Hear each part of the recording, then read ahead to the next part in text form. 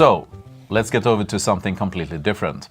So, Richard, we have something exciting in front of us. We have two different 2007s from Champagne House Bollinger. What would we expect before tasting it? I mean, it's 007 vintage, so of course it must be something great. Now, put the joke aside, I would say this is not one of my highest expected vintages, since I'm not such a big fan of 07 in general. But on the other hand, I know that Bollinger at this time made a lot of investment to even improve their very high quality. So I still have some expectations. Quite great little intro there, I think. So, well, fire away. Yeah. So we start with the La Grande Année Rosé 2007. Exactly, the first one. Beautiful nose.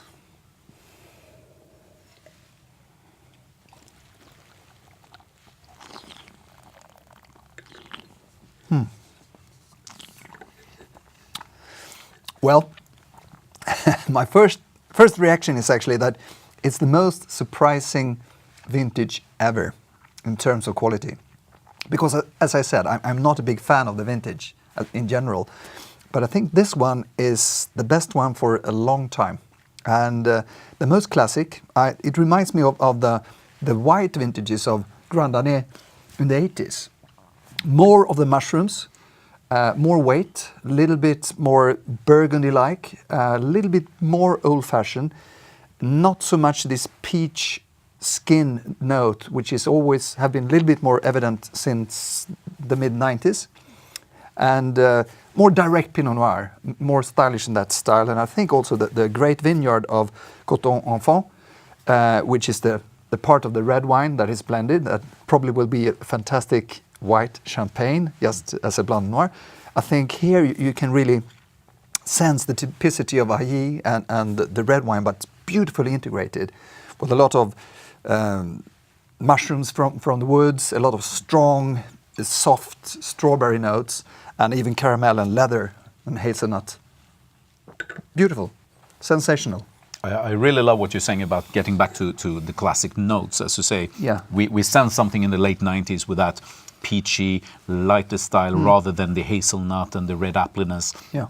I'm really excited as well, especially as soon as you dip your nose into it, you sense, Bollinger classic. Yeah, and you wouldn't imagine that, as you say, on the 07, theoretically, when we talk about the 07. And it's not so red. I mean, it's not so much rosé in style. If you close your eyes, it could have been a very full-bodied, strong Pinot Noir-based white Bollinger. Cool. Yeah. Where do we put it point-wise? I think it's beautiful. I think I'm going up to 95 points on my quite tough scale. And for the potential? That's the potential. I would say 94 today and 95 when it's ready, yeah. There we go. That was the start. And now over to something completely different. So again, over to something completely different. World premiere for us for the 2007 Vieilles Vignes Francaises from Bollinger. Well, again, what can we expect of this, limited edition? We're talking about 3,000 bottles ever produced. Yeah. And here is one of them. Since 05, 06, and this is the 07, I'm very excited and I'm very convinced that the Boussy vineyard, that was one of the 3 vineyards included in this Pré-Phylloxera wine, which is not anymore inside the wine. Today it's only 2 plots of pure Ailly. For me, that is, for the quality of the wine, that is great. Because I think the greatness of this style is Ailly. It should be that. And always when you have a great vintage of VVF, as we call it, that is really dominating the blend. And now it's getting more and more concentrated. And I love the 05, which in general, I don't think that's an exciting vintage, but it was really beautiful. It was a zero dosage, and here we have 8 grams of sugar. So let's see what will happen on this 007 again.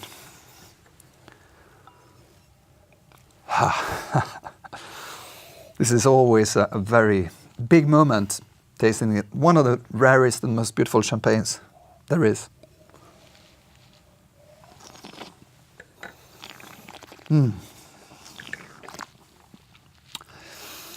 I tell you, folks, it's really so as concentrated, and also aroma-wise, it's very aromatically wise. It's very similar to a Beerenauslese or something like that from Rheingau.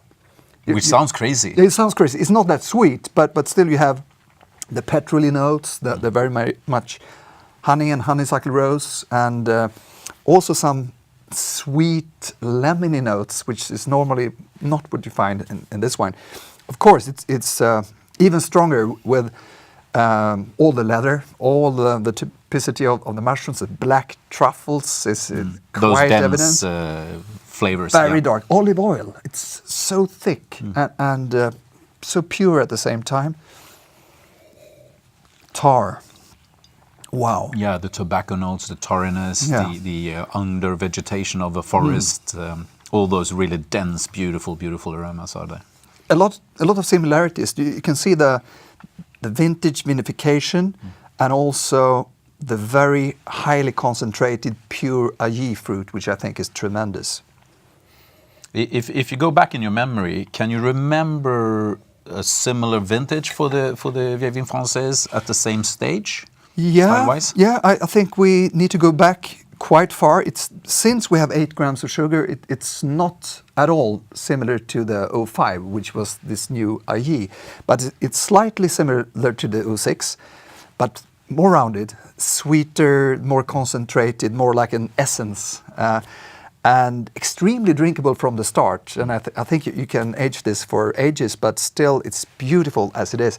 And I would say it's quite similar to the 89 and 90 when they were released. Wow, 2 really classic ones. So we are Yeah. talking about here 2 legends. But what happened with them was that they went down into a little bit bad stage for a long time, and they recovered after 5-6 years again. And I think this one will probably dip a little bit in 1 or 2 years, but not as deep as those did.